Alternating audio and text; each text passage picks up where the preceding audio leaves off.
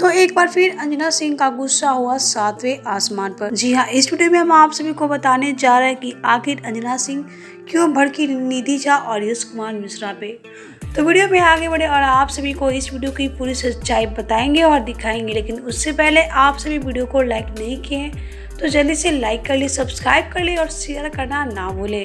तो चलिए बिना देरी किए हम आप सभी को अंजना सिंह का वो वीडियो दिखा देते हैं जो कि अंजना सिंह ने अपने सोशल मीडिया अकाउंट पे पोस्ट किया है और पोस्ट करते ही सीधे यश और निधि को टारगेट किया है।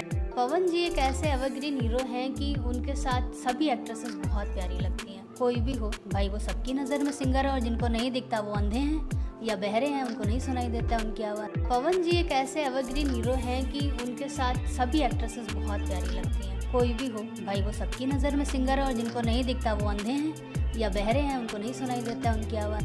तो आप सभी को अंजना सिंह का ये वीडियो देखकर कैसा लगा हमें नीचे कमेंट बॉक्स में जरूर बताएं, और वीडियो अच्छा लगा हो तो वीडियो को लाइक कर ले, सब्सक्राइब कर ले और शेयर करना ना भूले।